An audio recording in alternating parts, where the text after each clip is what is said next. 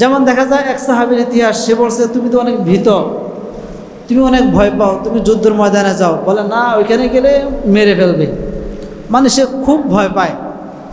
সে রসুলের সাথে কথা বলছেন, রসুল বলছেন তোমার স্বামী যাতে আসতে চায় না, তুমি তাকে ঘরে রাখিও, দিও না। মুসলমান তো বলা, হা মুসলমান, বল তাকে ঘরে রাখিও, তার দ্বারা এই প্রজন্ম আসবে, তার পরের প্রজন্ম ইসলামের জন্য কাজ করবে, থাক, তার জীবন থাক, তাকে তুমি ঘরে রাখিও না। মহিলা বলছে যে শহীদি মর্যাদা অনেক সওয়াব, ফজিলত বর্ণনা করছে। অন্য অন্য মানুষ মৃত্যুবরণ করতেছে, জিহাদ করতেছে, আল্লাহ রাস্তা রসুলের সাথে যাইতেছে, তুমি ঘরে বসে আছো, আসো। হ্যাঁ, ধরছে, ধইরা যুদ্ধের ময়দানে নিয়ে গেছে। যুদ্ধের ময়দানে নিয়ে বলছে যে ওইখানে অস্ত্র আছে, সব কিছু আছে, তুমি ওদিকে যাও, অস্ত্র নিয়ে তুমি পরে যুদ্ধ শুরু করে দাও। ঠিক আছে। এদিক দিয়ে আরে দিয়ে আসছে, মহিলা ঘরের আসার আগে আগে হে ওদিক দিয়ে দৌড়, আয়সাতে ঘরে উপস্থিত। বলতেছে কারণ কি? আমার ভয় হয়, আমার দ্বারা যুদ্ধ করা সম্ভব না, আমার দ্বারা যুদ্ধ করা কিনা সম্ভব না। আল্লাহ রসুল সাল্লাল্লাহু আলাইহি সাল্লাম বলেন, যারা নাকি এরকমভাবে যুদ্ধের ময়দানে গেছে, যুদ্ধ করে নাই, শুধু খালি যুদ্ধের ময়দানে গেছে, ওইখানে ঘুরে ঘুরে চলে আসছে, তারাও যদি মৃত্যুবরণ করে শহীদ। আলহামদুলিল্লাহ, শুকরিয়া মহান রব্বুল আলামিনের দরবারে যে রব্বে করিম আমাদেরকে পৃথিবীর সমস্ত কর্মব্যস্ত থেকে ফারেক করে জুমার নামাজ আদায় করার উদ্দেশ্যে মসজিদে আসার তৌফিক দিয়েছেন। এজন্য দিল থেকে কালিমাত শুকর আদায় করি, আলহামদুলিল্লাহ। গত জুমায় আমরা মাজার সম্পর্কে আলোচনা করেছিলাম। আজকে আমরা মৃত্যু সম্পর্কে কিছু কথা জানব। প্রতিটি কাজের দুটি দিক থাকে, একটি হলো খায়ের কল্যাণ ভালো, অপরটি হলো শ্বাস নিন্দা খারাপ। এরকমভাবে মানুষের জীবন মরণ এর মধ্যেও দুই ধরনের হয়ে থাকে। কাহারও জীবন খুব সুন্দরভাবে চলে, আবার কাহারও জীবন খুব খারাপভাবে চলে। মৃত্যুটাও দুই ধরনের হয়ে থাকে, কাহারও মৃত্যু খুব খারাপ, কষ্টদায়ক, যন্ত্রণাদায়ক, শাস্তিদায়ক, এবং কি দেখা যায় তার মৃত্যু প্রমাণ করে যে এই লোকটা জাহান্নামী, এরকম কিছু মৃত্যু হয়ে থাকে। পাশাপাশি কাহারও মৃত্যুটা অনেক ভালো, তার মৃত্যুর অবস্থাটা ভালো, মৃত্যুর মুহূর্তটা ভালো, মৃত্যুর সময় মৃত্যুবরণ করার পরে তার চেহারা দেখলে অনেক সময় এটা বোঝা যায় যে এই লোকটা পৃথিবীতে ভালো ছিল, এবং সে যে জান্নাতি মৃত্যুবরণ করার মাধ্যমে এটা অনেক সময় বোঝা যায়। কিছু দিক নির্দেশনা আছে। আমাদেরকে আল্লাহ সুবহানাহু ওয়া তাআলা কোরআন এবং হাদিসের মধ্যে কিছু নির্দেশনা দিয়েছেন যে এইভাবে যদি মানুষ মৃত্যুবরণ করে তাহলে বুঝবা যে অবস্থাটা খুব খারাপ, আর যদি এই পদ্ধতিতে মানুষ মৃত্যুবরণ করে তাহলে এটা তোমরা বুঝে নিবা যে তার অবস্থাটা অনেক ভালো।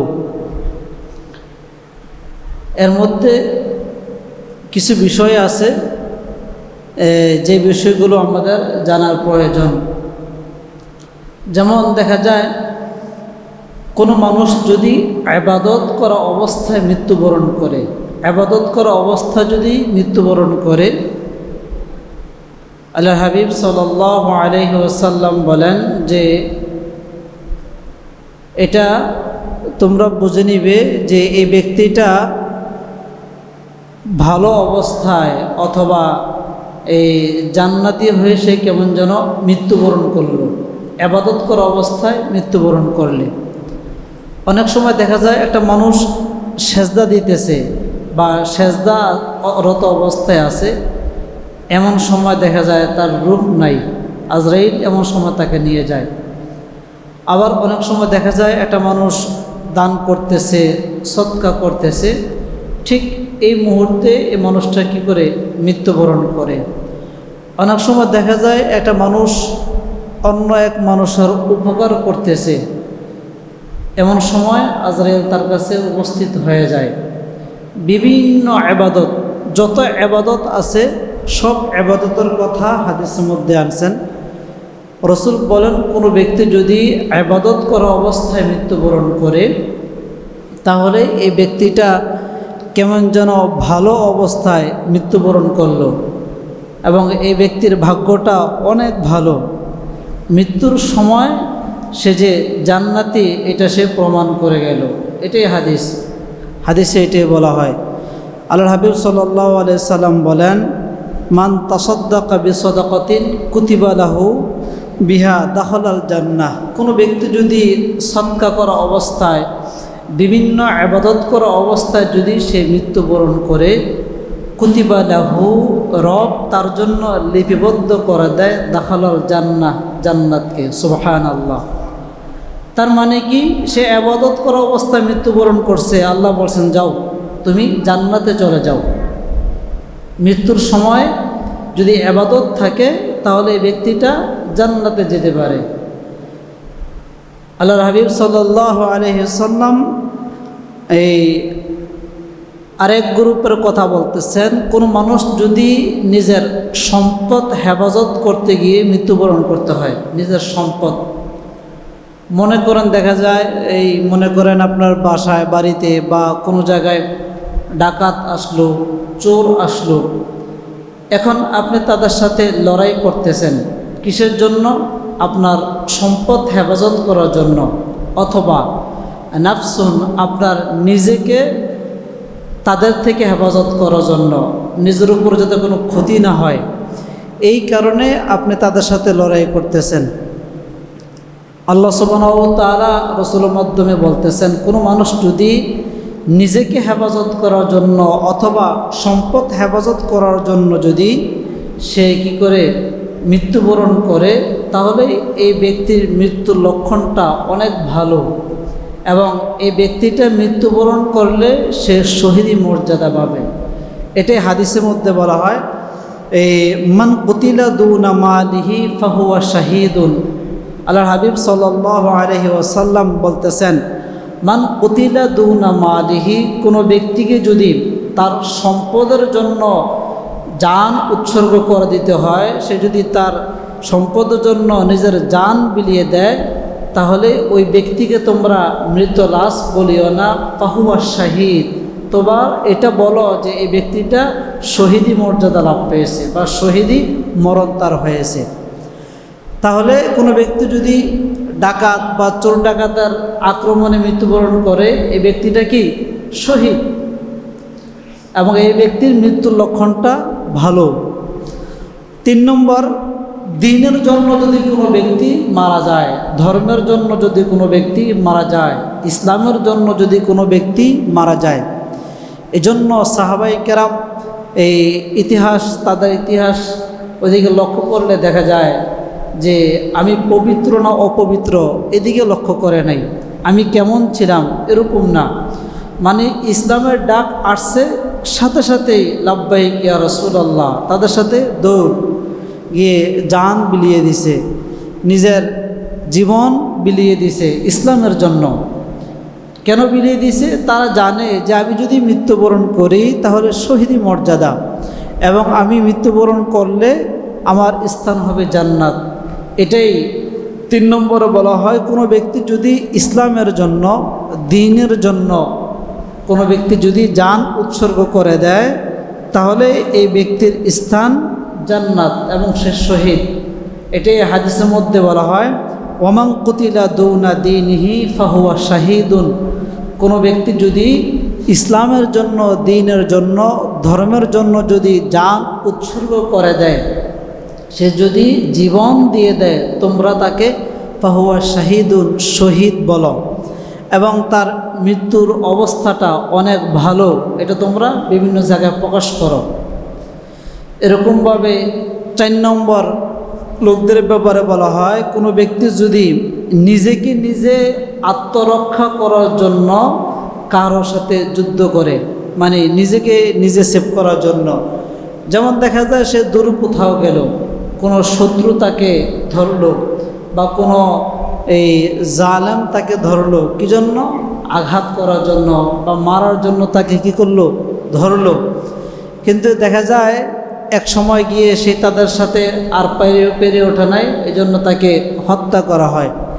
আল্লাহর হাবিব সাল্লাল্লাহু আলাইহি ওয়াসাল্লাম বলেন, কোনো ব্যক্তি যদি অমাং কুতিলা দুনা দামিহি ফাহুয়া শাহীদুন, কোনো ব্যক্তি যদি এরকমভাবে জালেমের শিকার হয়ে সে মৃত্যুবরণ করে, অথবা অন্যায়ভাবে যদি তাকে কোনো মানুষ হত্যা করে, তাহলে তাকে তোমরা ফাহুয়া শাহীদুন, শহীদ বলে আখ্যায়িত করো, এবং তার মরণটা খুব ভালোভাবে হয়েছে, এবং এই মরণের কারণে এইভাবে সে মৃত হওয়ার কারণে বা শহীদ হওয়ার কারণে রব তাকে জান্নাত দিতে পারে, এটা তোমরা বুঝে নাও। এজন্য মানুষ যদি অন্যায়ভাবে কারোর উপর কী করে? আক্রমণ করে। অন্যায়ভাবে তো অনেক মানুষকে হত্যা করা হয়েছে, সামনে হবে, যুগ যুগ ধরে অন্যায়ভাবে হত্যা করা হয়েছে, কিন্তু সকলের মাসালা এক, যাদেরকে অন্যায়ভাবে হত্যা করা হোক না কেন, সকলেই ফাহুয়া শাহীদুন, তারা কি? শহীদ। আল্লাহ হাবিব সাল্লাল্লাহু আলাইহি সাল্লাম বলতেছেন যে কোনো মানুষ যদি এরকমভাবে এই জুলুমের শিকার হয়, যেমন দেখা যায় আপনি জায়গা জমি নিলেন, নেওয়ার পরে আপনি দখল করতে পারেন নাই, ওইখানে গেছেন, আপনাকে মেরে ফেলছে, অথবা আপনি কোনো ব্যবসা বাণিজ্যের জন্য দেশের বাইরে কোথাও গেছেন, আপনার থেকে টাকা পয়সা রেখে আপনাকে হত্যা করা হয়েছে, অথবা আপনি কোথাও এরকম ব্যবসা বাণিজ্যের জন্য ডিল করতে গেছেন, এরকম একটা জায়গায় গেছেন, মানুষগুলো খুব খারাপ ছিল, জালেম ছিল, স্বৈরাচার ছিল, তারা আপনাকে অন্যায়ভাবে কী করছে? হত্যা করে ফেলছে। আল্লাহর হাবিব সাল্লাল্লাহু আলাইহি ওয়াসাল্লাম বলেন যে মান কুতিলা দুনা মাজলামাতি ফাহুয়া শাহীদুন, কোনো ব্যক্তিকে যদি এরকমভাবে হত্যা করা হয়, তাহলে এই ব্যক্তিকেও তোমরা শহীদ বলো, এবং তার মৃত্যুর অবস্থাটা অনেক ভালো। এজন্য আল্লাহ হাবিব সাল্লাল্লাহু আলাইহি ওয়াসাল্লাম আমাদেরকে অনেকগুলো শহীদের বা মৃত্যু সময় যে লক্ষণ ভালো এবং এই ব্যক্তিটা জান্নাতি হতে পারে, এরকম কিছু দিক নির্দেশনা দিয়েছেন। তার মধ্য থেকে রাসূল বলেন 6 নম্বর যেটা আছে, যে কোনো ব্যক্তি যদি আল্লাহর রাস্তায় পাহারা দিতে গিয়ে জান বিলিয়ে দেয়, আল্লাহর রাস্তায় কি দিতে গিয়ে? পাহারা দিতে গিয়ে। দেখা যায় একটা মানুষ সীমান্ত রক্ষা করার জন্য তাকে আমার বন্ধুবর রাষ্ট্রের মানুষ গুলি করে না, বিএসএফ যারা আছে গুলি করে রেখে দেয়, কোনো খোঁজখবর নাই, বিচারও নাই, অথবা এরকম ইসলামের কিছু বিষয় রক্ষা করার জন্য যারা পাহারাদার দায়িত্ব অবস্থায় থাকে তাদেরকে মেরে ফেলে। যেমন ক্ষমতা পরিবর্তন হওয়ার পরে পুরো বাংলাদেশে একটা বিষয় এই আমরা দেখতে পেয়েছি যে চুরির প্রচলন বেড়ে গেছে, অথবা ডাকাতের প্রচলন বেড়ে গেছে। ছিল না এটা? সিটির মধ্যে তো অনেক মানুষ গ্রুপে গ্রুপে কী করছে? পাহারা দিছে। এরকম বিভিন্ন এলাকায় কি করছে? পাহারা দিছে। এই পাহারাটা কেন? ফি সাবিলিল্লাহ, আল্লাহর রাস্তায় তারা পাহারা দিছে, বেতনভুক্ত না। সবাই সকলকে হেফাজত করার জন্য আল্লাহর রাস্তায় কি করছে? পাহারা দিছে। তো এই যে আল্লাহর রাস্তায় পাহারা দেওয়া, দ্বীনের বিষয়কে পাহারা দেওয়া, এটা কোরআন হাদিসের ক্ষেত্রে হোক অথবা ব্যক্তিগত সম্পদের ক্ষেত্রে হোক, কোনো বিষয় যদি এরকমভাবে পাহারা দিতে গিয়ে যদি সে জীবন দিয়ে ফেলে, এক্ষেত্রে নবী করিম সাল্লাল্লাহু আলাইহি সাল্লাম বলেন যে তোমরা তাকে কি বলো? শহীদি বলে তাকে তোমরা আখ্যায়িত করো।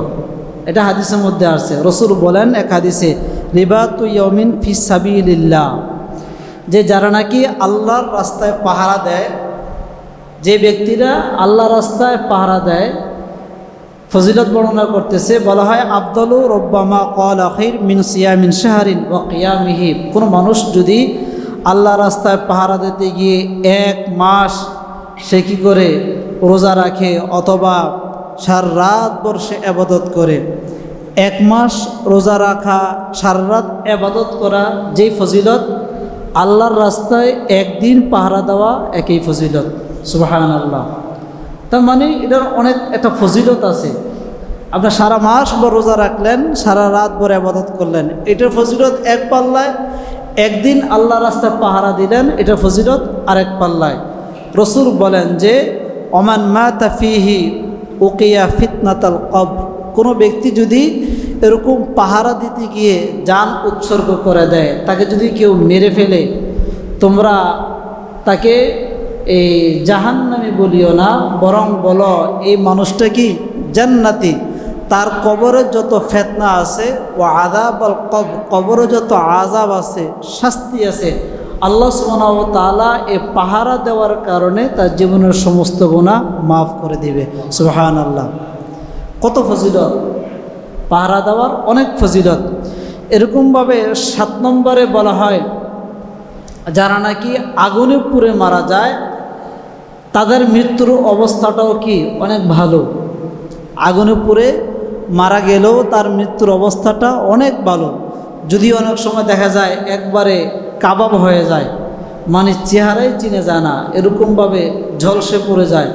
যেমন আমাদের চট্টগ্রামে তো অনেক আগেই ওই সিএনজি ড্রাইভার যে মৃত্যুবরণ করছে, মানে একদম সব কিছুই পুড়ে গেছে, মুহূর্তের মধ্যে সব কিছুই শেষ, একেবারে ভিনিশ হয়ে গেছে। তো কোনো মানুষ যদি এরকমভাবে আগুনে পুড়ে মারা যায়, অথবা বিভিন্ন জায়গায় আমাদের দেশের অফিস আদালত ফ্যাক্টরিতে আগুন হয়, আগুন ধরেছে, এখানে অনেক মানুষ মৃত্যুবরণ করেছে।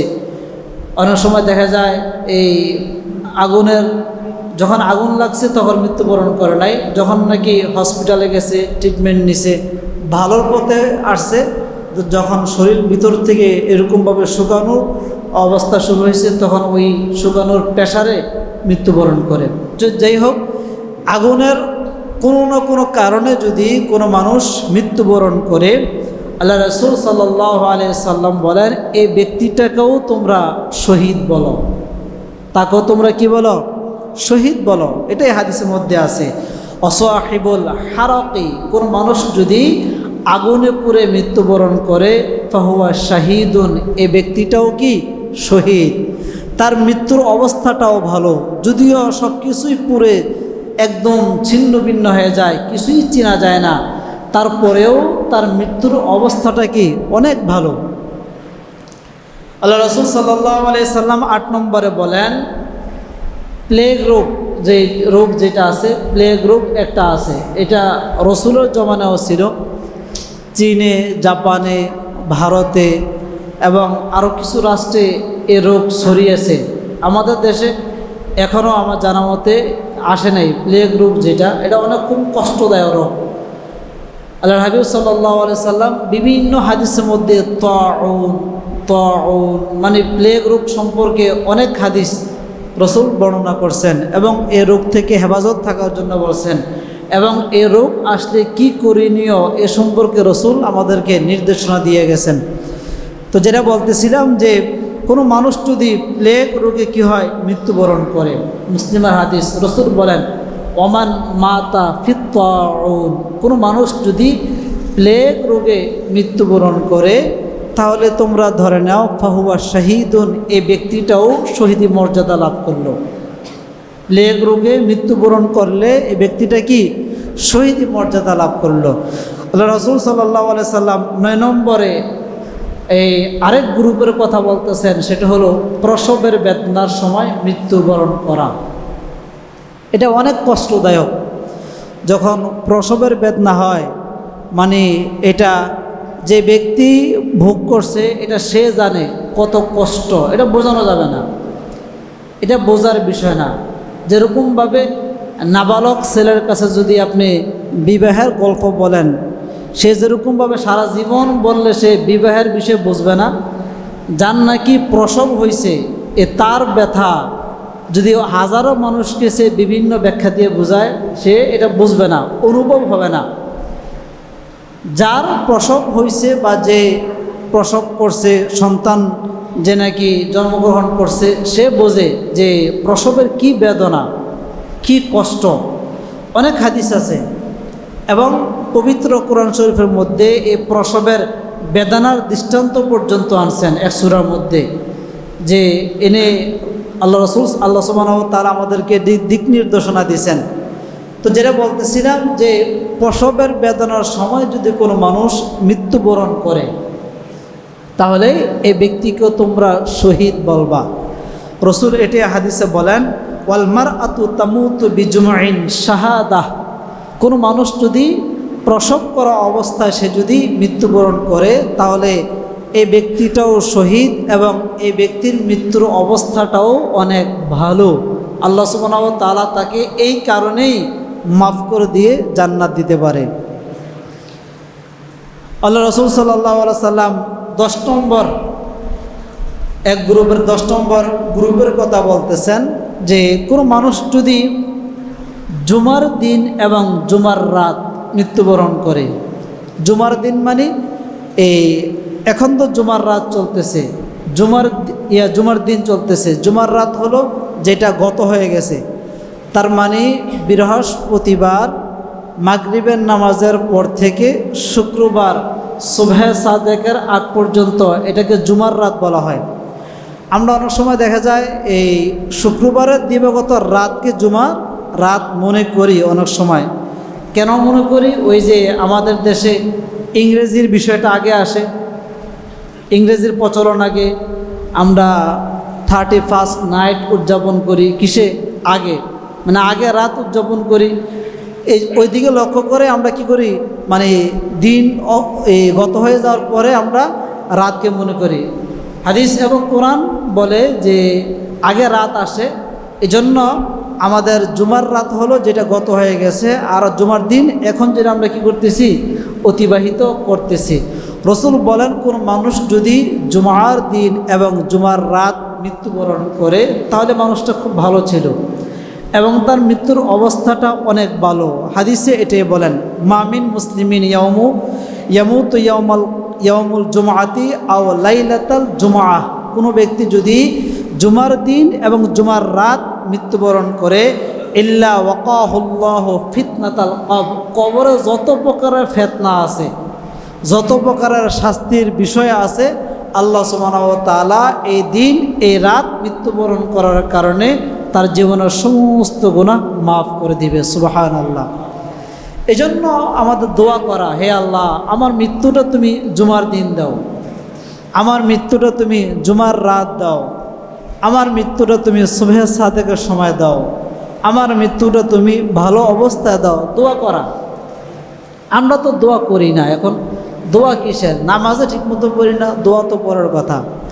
সাহাবায়ে কেরাম ইবাদত করতেন, কিন্তু ইবাদতের যেই পরিমাণ ইবাদত করতেন তার চাইতে দোয়াটা বেশি করতেন। তাদের বিষয়টা এমনও ছিল, কেননা তারা যে কোনো বিষয়ের মুখাপেক্ষী হতেন, রবের কাছে চাইতেন যে কোনো বিষয়। এই জন্য হাদিসে বলা হয়, না আলাইন, যদি জুতার ফিতা পর্যন্ত তাদের এই প্রয়োজন হতো, তারপরও তারা চাইতেন, হে আল্লাহ, আমাকে তুমি জুতা ফিতা ক্রয় করার তৌফিক দাও। আবু বকর সিদ্দিক তো এত ধনী ছিলেন, তার কোনো কিছুই প্রয়োজন ছিল না, তার সব কিছুই ছিল। তখন এত কিছু থাকার পরেও আবু বকর সিদ্দিক বলতেন যে, হে আল্লাহ, আমার জুতার ফিতা ছিঁড়ে গেছে, তুমি আমাকে কেনার শক্তি দাও। অথচ সে অজস্র টাকার মালিক, বাগানের মালিক, ওটের পালের মালিক, এরকমভাবে হাজার হাজার দাস দাসী তার অধীনে আছে, সব কিছুর মালিক।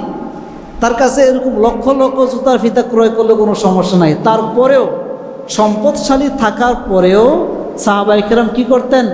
এই আল্লাহর কাছে চাইতেন। জুতার ফিতার দৃষ্টান্ত কেন আনছেন? রাসূল বলেন যে এটা একটা এই নিম্ন বস্তু, এটা পায়ের নিচে থাকে। পায়ের নিচের নিম্ন বস্তু যদি আমার সাহাবায়ে কেরাম এভাবে চাইতে পারে, তোমরা তোমাদের বিবাহের প্রয়োজন, টাকার প্রয়োজন, বাড়ির প্রয়োজন, গাড়ির প্রয়োজন, নারীর প্রয়োজন, অর্থের প্রয়োজন, তোমরা কি জন্য চাইবা না? এজন্য তোমরা বেশি বেশি করে রবের নিকট চাও, চেয়ে তার থেকে তোমরা তোমাদের চাহিদা অনুযায়ী নিয়ে আসো। এজন্য আমাদের বেশি বেশি করে কি করা দরকার? চাওয়ার দরকার। তো যেটা বলতেছিলাম যে যদি কোনো মানুষ এরকমভাবে শুক্রবার অথবা জুমার এই গত মৃত্যুবরণ করে, আল্লাহ রসুল সাল্লাল্লাহু আলাইহি সাল্লাম বলেন তার জীবনের সমস্ত গুনাহ মাফ হয়ে যায়।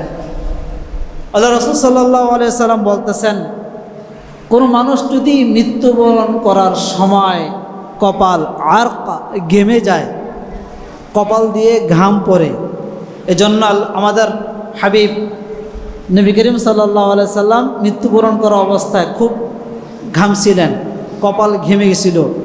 বারবার রসুলকে এই ভিজা কাপড় দিয়ে কপাল মুছতেছেন, শরীর মুছতেছেন, বারবার মুছতেছেন, বারবার ঘামতেছেন। এবং রসুল শেষে বলছেন যে মেসওয়াকটা নিয়ে আসো, আমি একটু মেসওয়াক করাই।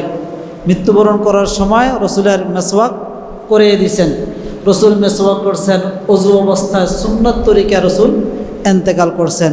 তো যেটা বলতেছিলাম, রসুল বলছেন কোনো মানুষ যদি মৃত্যুবরণ করার সময় ঘেমে যায় তাহলে বুঝবা যে এই লোকটা ভালো ছিল এবং এই লোকটা জান্নাতি। হাদিসে এটাই বলা হয় যে রসুল বলেন কোনো মানুষ যদি মাউতাল মুমিনি বিআরাকিল জাবিন, মৃত্যুবরণ করার সময় যদি কারো কপাল ঘেমে যায়, কপাল দিয়ে ঘাম বাইর হয়, তাহলে মনে করবা যে এ মানুষ ভালো ছিল এবং তার মৃত্যুর মুহূর্তটা অনেক ভালো, তারা এটা পছন্দ করছেন। মৃত্যুর মুহূর্তটা তার আল্লাহ সুবহানাহু ওয়া তাআলা কী করছেন? পছন্দ করছেন। এরকমভাবে 12 নম্বর হলো কোনো মানুষ যদি এরকম হঠাৎ চমকে কোনো কিছু ধসে মারা যায়, যেমন দেখা যায় রানা প্লাজা হঠাৎ ধসে গেছে, বিভিন্ন এই বিল্ডিং হঠাৎ ধসে গেছে, অথবা দেখা যায় একটা মানুষ এই যে সিজেস কলোনির মধ্যে আমার পরিচিত আমার মাদ্রাসার এক এই বাচ্চার মা, আমাদের আসাদ ভাই চিনে, ভোলাবাড়ি এক মহিলা ওইখানে দাঁড়িয়ে আছে, উপর থেকে পাথর ফালাইছে, সে মৃত্যুবরণ করছে। তো এরকম অনেক মানুষ আছে যে উপর থেকে কিছু পড়ে, সেটা পাথর হোক, গাছ হোক, অথবা দেয়াল হোক, বিল্ডিং হোক, যা কিছু হোক, উপর থেকে যদি হঠাৎ কোনো কিছু পরে যদি কোনো মানুষ মৃত্যুবরণ করে, রসুল বলেন যে তোমরা তার মৃত্যুর মুহূর্তটা ভালো ছিল এবং এই ব্যক্তিটা জান্নাতি, তোমরা ভেবে নিও। হাদিসের মধ্যে আছে রসুল বলেন অসাহিবুল হাদমি, বুখারীর রাওয়ায়াত, রসুল বলেন কোনো মানুষ যদি হঠাৎ ধসে মৃত্যুবরণ করে তাহলে তার মৃত্যুর মুহূর্তটা কি অনেক ভালো। 13 নম্বরে কোনো ব্যক্তি যদি পেটের কোনো রোগের কারণে মৃত্যুবরণ করে, অনেক সময় দেখা যায় একটা মানুষ পেট ব্যথা সারা জীবন ভালো হয় না, ডাক্তার, কবিরাজ, ওঝা, বৈদ্য যা আছে সব কিছু খাবার তার শেষ, মানে এর রোগ তার ভালো হয় না, মানে পেটের মধ্যে কী রোগ এটাকে ধরতেই পারে না। কিছুদিন পর পর পেট ব্যথা করে, কিছুদিন পর পর পেট ব্যথা করে, এরকম পেটের কিছু রোগ। হাদিসে যেতে আছে যে পেটের রোগে মানুষ মৃত্যুবরণ করবে, তাহলে রোগ থাকবেই অবশ্যই। তো জন্য রসুল বলেন যে পেটের রোগে যদি কোনো মানুষ মৃত্যুবরণ করে, পেটের বেদনা, পেটের কষ্ট, জ্বালা পোড়া, পেটের কোনো কারণে যদি মানুষ মৃত্যুবরণ করে তাহলে এই লোকটাও শহীদ। রসুল বলেন ওয়ামান মাতা ফিল বাতনি, কোনো মানুষ যদি পেটের রোগের কারণে মৃত্যুবরণ করে ফাহুয়া শহীদুন, তাকে তোমরা শহীদ বলো।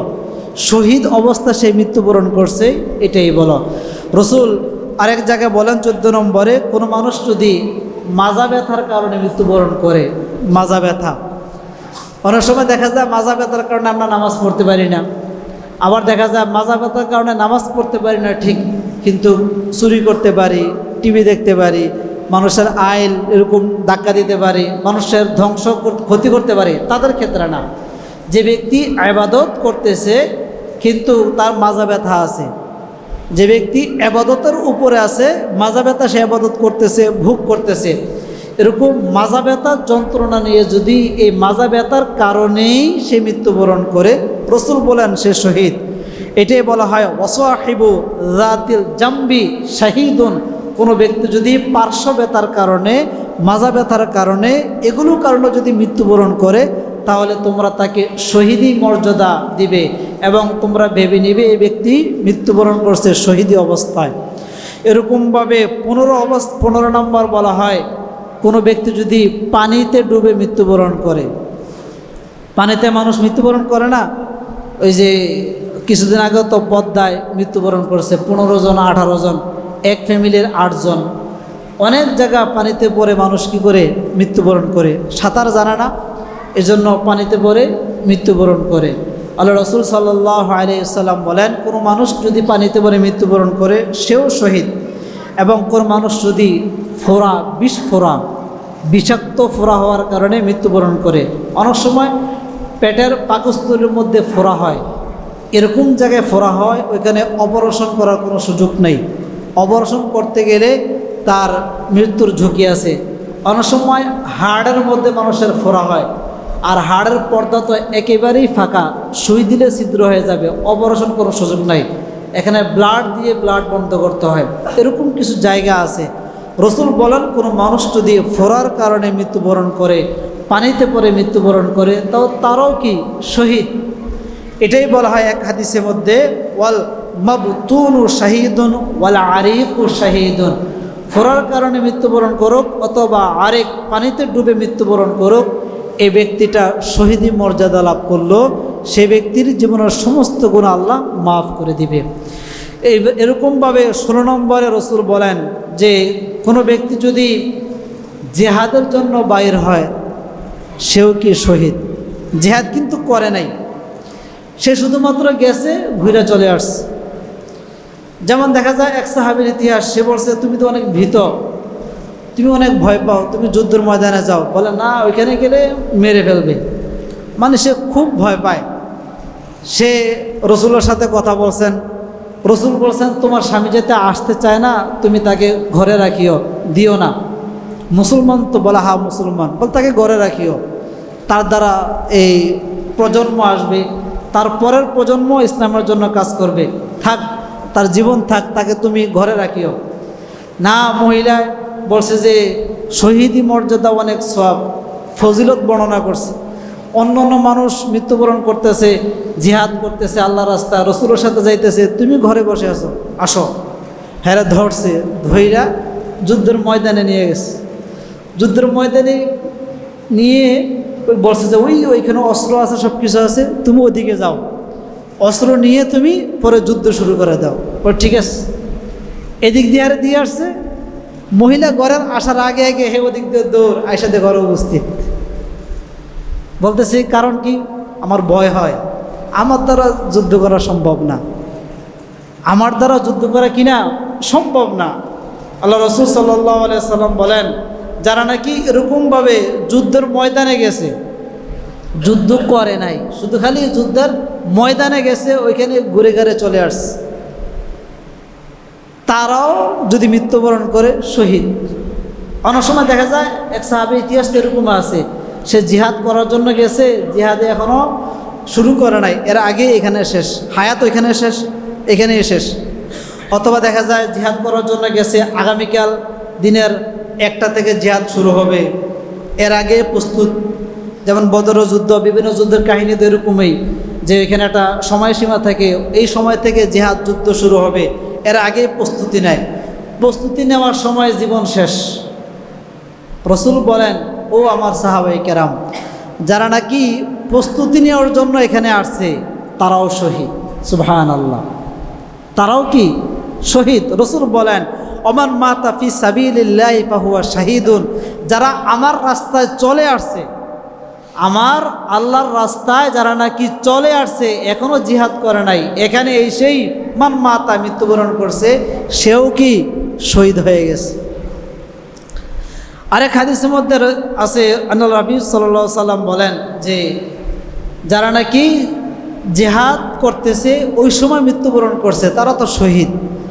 তবে দেখেন এই হাদিসের মধ্যে রসুল মানে আমাদেরকে জান্নাতে নেওয়ার জন্য কত রসুল বলতেছেন যে এক হাদিসের মধ্যে আছে মা তাউদ্দুনা শাহিদা ফিকুম, ও আমার সাহাবায়ে কেরাম তোমরা কি জানো শহীদ কারা, মানে কারা কারা শহীদ তোমরা কি তাদের বিষয়ে জানো? সাহাবায়ে কেরাম বলতেছে ক্বালু ইয়া রাসূলুল্লাহ, জানি যে যারা নাকি কুতিলা ফি সাবিলিল্লাহ, আল্লাহর রাস্তা যারা নাকি জান উৎসর্গ করে দেয় তারাই শহীদ। আল্লাহর রাস্তায় গিয়ে যারা নাকি জান উৎসর্গ করে দেয়, ওইখানে এসে মৃত্যুবরণ করে মারা যায়, তারাই কি শহীদ। আল্লাহ রাসূল সাল্লাল্লাহু আলাইহি সাল্লাম বলতেছেন ইন্না শুহাদা উম্মতি, যে তোমরা যে তাদেরকে শহীদ বলতেছ, ইজান লা কলিলুন, যদি তোমরা তাদেরকেই শহীদ বলো তাহলে শহীদের সংখ্যাটা কমে গেল না? যেমন দেখা যায় উহুদ, বদর, খন্দক, তায়েফ, হুনাইন যুদ্ধের ময়দানগুলোর মধ্যে অল্প কিছু সাহাবায়ে কেরাম কী করছেন, শহীদি মর্যাদা লাভ করছে। কিয়ামত পর্যন্ত আমার অনেক আনেওয়ালা উম্মত আছে, হাজার হাজার অগণিত উম্মত, তাদের ক্ষেত্রে কী মশালা? তাহলে তো আমার সংখ্যা কমে গেল। আমি যে দল বল নিয়ে সবার আগে জান্নাতে যাব, কোথায়? আমি তো যেতে পারবো না। তোমরা কি উম্মতে আমার শহীদের সংখ্যা কমিয়ে দিলে? আল্লাহ রসুল সাল্লাল্লাহু আলাইহি সাল্লাম বলতেছে না, এরকম হলে হবে না। রসুল বলেন ফামান হুম ইয়া রাসূলুল্লাহ, সাহাবায়ে কেরাম জিজ্ঞেস করতেছে তাহলে আপনি বলেন শহীদ কারা? তখন আল্লাহর হাবিব সাল্লাল্লাহু আলাইহি সাল্লাম বলেন মান কুতিলা ফি সাবিলিল্লাহি ফাহিয়া শাহীদুন, যারা নাকি যুদ্ধের ময়দানে গিয়ে যুদ্ধ করতে করতে নিজের জান উৎসর্গ করে দিছে তারাও শহীদ। যারা নাকি যুদ্ধের ময়দানে গেছে তারাও শহীদ। যারা নাকি এর আগে যে আমি হাদিসগুলো বর্ণনা করলাম, এই তারা যেই অবস্থায় মৃত্যুবরণ করুক না কেন তারাও কি প্রকৃত শহীদ। এই জন্য শহীদের এতগুলো দল নিয়ে আসছে। দেখেন না, প্লে রোগের শহীদ, এই দশে পড়ল শহীদ, এটাকে বর্ণনা করলাম না, এগুলোও শহীদ। তার মানে রসুল চায় আমাদেরকে একটা বাহানা দিয়ে জান্নাতে নিতে, কিন্তু আমরা এমন উম্মত, আমরা বাহানাও করতে পারি না, আমরা বাহানাও কি করতে পারি না। এজন্য বলা হয় যে 18 নম্বর বলা হয় মৃত্যুর সময় যদি কোনো মানুষ কালেমা পড়ে এই ব্যক্তিটাও কি শহীদ। মৃত্যুর সময় কোনো মানুষ কালিমা পড়ে ব্যক্তিটাও শহীদ। অনেক সময় তালকিন করার জন্য হাদিসের মধ্যে আছে লাক্কিনু, সে যখন নাকি মৃত্যুবরণ করে তোমরা তার কানের কাছে গিয়ে বলো লা ইলাহা ইল্লাল্লাহ মুহাম্মাদুর রাসূলুল্লাহ, অথবা আশহাদু লা ইলাহা ইল্লাল্লাহ, অথবা সূরা ইয়াসিন, এগুলো অনেক সময় এই বলার জন্য বলা হয়, হাদিসে আছে। তবে এই ক্ষেত্রে আরেকটা বিষয় লক্ষ্য রাখতে হবে, অনেক সময় মানুষের তবিয়ত, তার আদত, অভ্যাস বুঝে এগুলো করা। এটা মানুষ যদি নাফরমান হয়, আপনি যদি চেষ্টা করেন তাকে তালকিনের মাধ্যমে কালিমা পড়ানো, সম্ভব না। অনেক সময় সে বিরক্ত হয়ে যাবে, সে আপনাকে ধমক দিবে, আপনাকে ঝাড়ি দিবে। অনেক সময় সে নাফরমানি কথা মৃত্যুবরণ করা অবস্থায় বলে ফেলবে, কিন্তু এ সময় সে নাফরমান হয়ে মারা যাবে। এজন্য তার অবস্থা বুঝে সে যদি ইবাদত গুজার হয়, অথবা মৃত্যুবরণ করার সময় তার চেহারাটা খুব সুন্দর হয়ে যাইতেছে, বা তার কথাবার্তার অবস্থাটা খুব ভালো হয়ে যাইতেছে, মানে এটা অবস্থা প্রেক্ষাপট, মুক্তাদায়ে হাল বালাগাতের একটা কথা আছে যে প্রেক্ষাপট অনুযায়ী অবস্থা বোঝে কি ব্যবস্থা। যখন আপনি দেখবেন যে তার অবস্থাটা ভালোর দিকে, তখন আপনি তালকিন করেন। আর যদি দেখা যায় সে নাফরমান ছিল, অন্য ছিল, ইবাদত করতো না, সে যদি এখন কানের কাছে গেলে সেই অনেক সময় দেখা যায় আপনি বলবেন আশহাদু আল্লা ইলাহা ইল্লাল্লাহ, সে মানে বিরক্ত বলবে ছবেনতে ফ্যান ফ্যান বন্ধ করো, যদি এরকম বলে ফেলে তাহলে বেঈমান হয়ে যাবে। এজন্য মৃত্যুর সময় ওই মৃত ব্যক্তির অবস্থা বুঝে আমাদের কী করতে হবে, তালকিন করতে হবে। রসুল বলেন কোনো ব্যক্তি যদি মৃত্যুবরণ করার সময় যদি সে কালিমা পড়ে মৃত্যুবরণ করে, আখের সময়টা যদি সে কালিমা পড়ে, তাহলে তোমরা বুঝে নিবে এই ব্যক্তিটা শহীদি মর্যাদা লাভ করলো। এটাই বলা হয়, রসুল বলেন মান কানা আখিরু কালামিহি লা ইলাহা ইল্লাল্লাহ দাখালাল জান্নাহ। কোনো ব্যক্তি যদি মৃত্যুবরণ করার সময় লা ইলাহা ইল্লাল্লাহ বলে, ও আমার সাহাবায়ে কেরাম, এই ব্যক্তি যদি মৃত্যুবরণ করতে দেরি, দাখালাল জান্নাহ, সে সোজা জান্নাতে যেতে দেরি করবে না। সুবহানাল্লাহ। এজন্য মৃত্যুবরণ করার সময় যারা নাকি কালেমা পড়ে তারা ঈমান নিয়ে মৃত্যুবরণ করলো এবং জান্নাতি বান্দা। এরকমভাবে হাকিকি শহীদ যারা আছে, হাকিকি শহীদও যদি মৃত্যুবরণ করে সেও জান্নাতি বান্দা। এজন্য হাকিকি শহীদের ক্ষেত্রে বলা হয় সে যখন নাকি মৃত্যুবরণ করবে তার কোনো গোসলের প্রয়োজন নাই।